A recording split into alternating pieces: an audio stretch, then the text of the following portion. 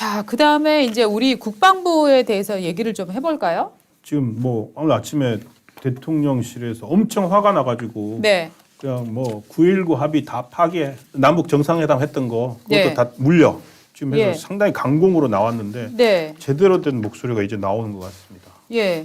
근데 이제 일단 저 무인기 사건을 좀 다시 좀 그렇죠. 저 이게 무인기에 검토를 해봐야 되는데. 무인기 때문에 다 벌어진 일이지 예, 이게 이제 않습니까? 크리스마스 다음 날입니다. 지난 네. 26일이었는데 북한 무인기가 5대가 들어왔단 말이죠. 네. 그래서 4대가 주변부, 은평구나 뭐 일산 이런 쪽에서 막 이리저리 나오면서 시야를 흘렸습니다. 네. 그리고 나서 한 대가 용산 그 대통령실 네. 근처에 상공 3km 네. 위까지 올랐다는 거 아니에요? 예.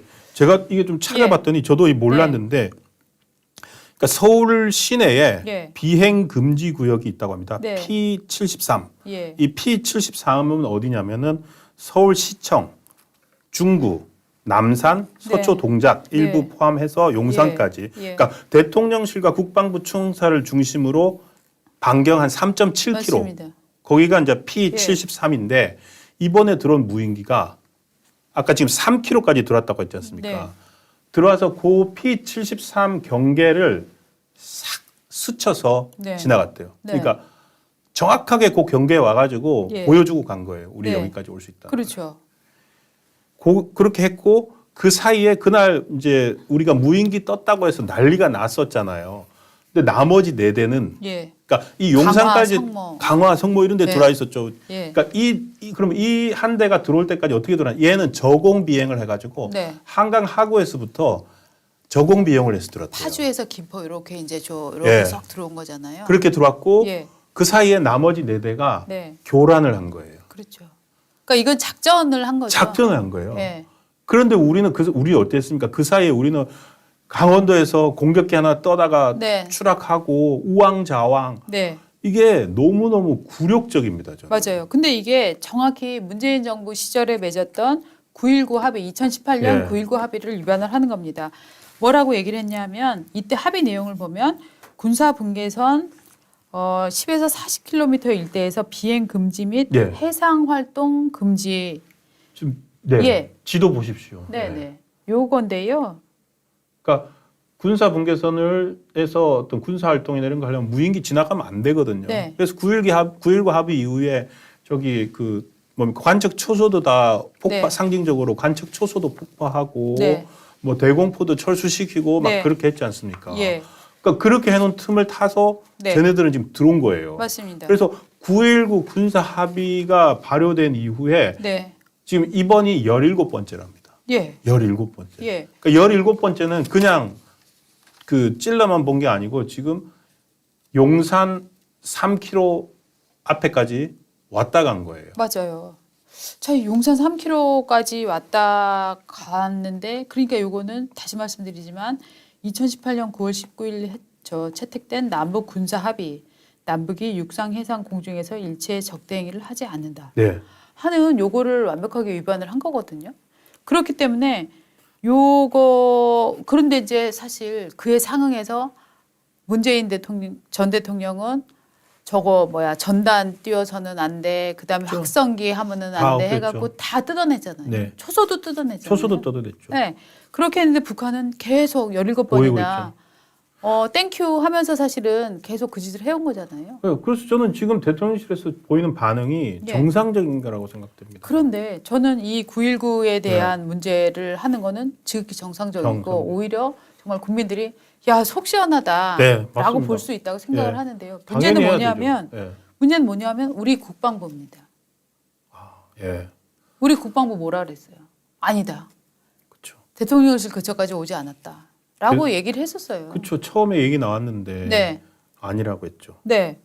자, 이거는 국방부가 어떤 형태로든 책임을 져야 되는 거잖아요. 예. 대통령한테 어떻게 보고를 했는지, 언제 어떻게 보고를 했는지, 네.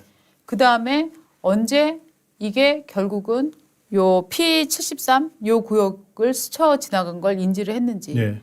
언제 바로 보고했는지 이 부분은요 사실은 과거 같으면 말입니다. 이거 국방부 장관 거의 해임될 만한 수준의 일이에요. 아니 그러니까 왜 처음에 예, 아니라고 네, 아니라고 했죠. 그렇죠. 아니라고 하면 안 되잖아요. 네.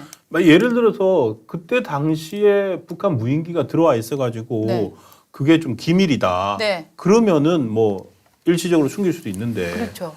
기자들 언론이 먼저 물었었지 않습니까? 예. 혹시 서울 시내 왔다 갔냐라고. 예. 근데 아니라고 했잖아요. 네.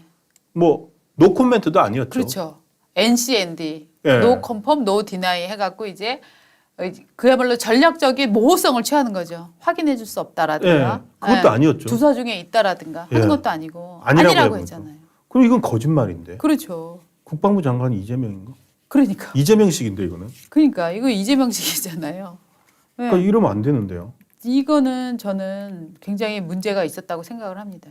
네. 그러니까 이게 왜 그랬지? 저는 잘 모르겠습니다만 아마도 네. 지금 오늘 저희 아침에 이제 이게 조선일보 단독 보도거든요. 네. 조선일보 단독 보도인데 이제 그 국방부가 네. 곧 해명을 하겠다고 하는 것 같습니다. 왜 예. 그랬는지. 예. 왜 그랬는지 하겠다고 하는데 저는 한편으로는요. 이게 이제 어저께 2일 날이죠. 2일 날 네. 문재인 대통령이 네. 무인기 대응 시스템 문재인 정부에서 다 갖췄다고 했었지 않습니까? 맞습니다. 제대로 갖춰져 있었는지 네. 그렇게 무인기 대응 시스템 문재인 정부에서 잘 갖췄다는데 그게 제대로 돌아갔는지 확인해 봐야 될 것 같아요. 그것도 거짓말이에요. 그 사실 예산 편성은 그 전 정부에서 이명박 박근혜 네. 정부 때부터 2010년부터 예산 편성이 되었던 거잖아요. 참 이렇게 또 이렇게 거짓말도 어떻게 이렇게 말을 하면 전염병이야? 아니 그게 아니라 거짓말임에도 네. 말을 하게 되면 그 인용을 하게 되니까 맞습니다. 거짓말이 약간의 말처럼 되는 거예요. 맞아요.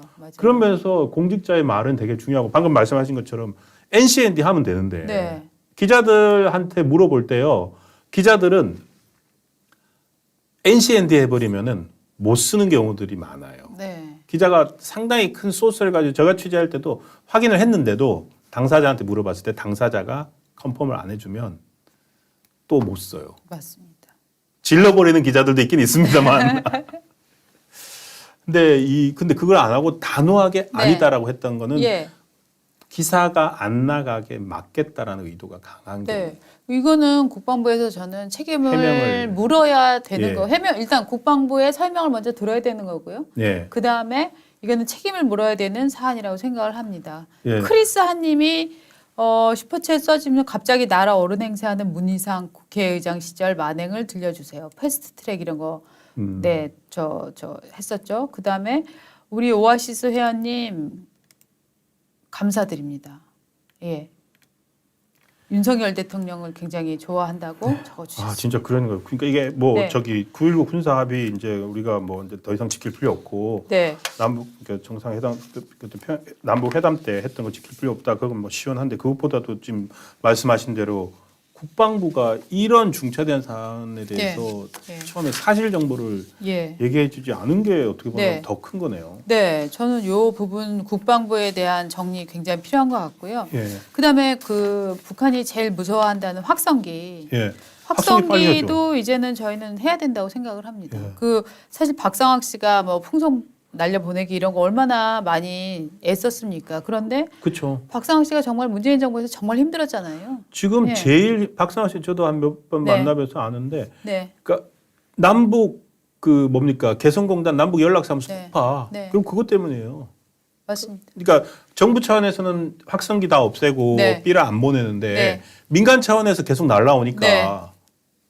김여정이 폭파해 버린 거 아니에요? 김여정이. 그러니까요. 그런 다음에 어떻게 됐습니까? 우리가 문재인 정부 시절에 박상학 씨 엄청나게 제재해서 맞습니다. 딱 못하게 해버렸잖아요. 맞습니다. 그때도 정말 약한 모습 보였는데 네. 그러니까 쳐들어오는 놈 가만히 놔두고 안에서 그거 경고하는 네. 사람은 자기 국민 잡아줘지고 그러니까요. 이랬던 부분들이 있는데 지금 그래서 평양 선언까지 이제 무효화를 검토하고 있다 하는 보도가 네. 나왔지만 대통령실에서는 아니다. 지금 그건 검토하고 있지 아, 그렇게. 않다라고 지금 저 아침에 네. 오전에 이제 통신사에다가 정확히 그 컨펌을 해줬는데요. 요 부분은 사실 검토를 하고 있다고 해도 예. 검토한다라고 말하는 것 자체가 고도의 정치 행위이기 때문에 네. 저는 뭐 이런 보도 관련해서는 이쪽 저쪽이 엇갈릴 수밖에 없다 하는 이제 네. 생각은 좀 듭니다.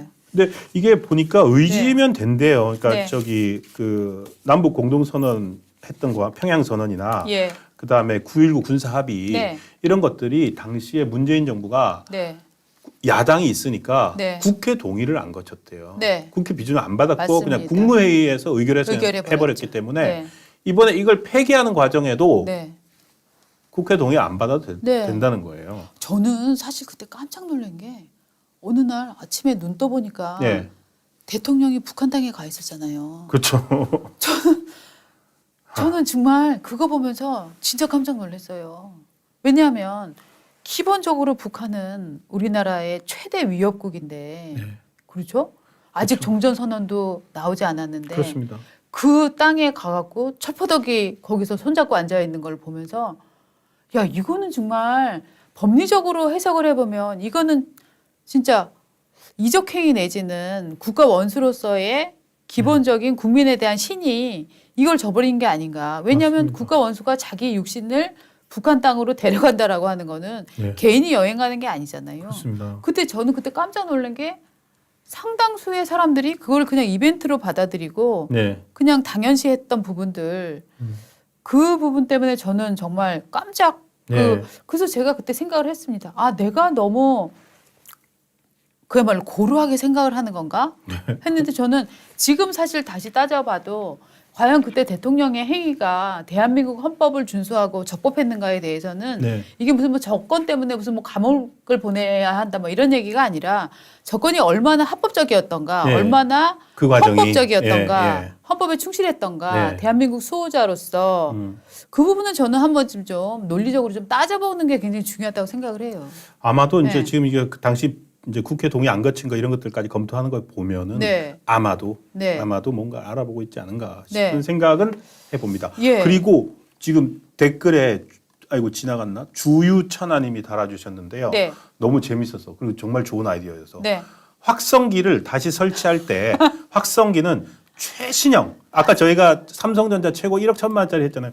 최신형 그리고 초대형 LED 전광판을 곁들여서 설치해야 합니다. 맞아요. 그래서 먹방도 틀고 드라마도 틀고 걸그룹도 틀어주고 아 이거 정말 좋은 아이디어 같습니다. 네. 네. 그게 그래서 그 확성기 거기에다가 나중에 영상 이거 붙이는 예. 그것 때문에 북한에서 막 미쳐버렸다는 거 아니에요. 아. 예.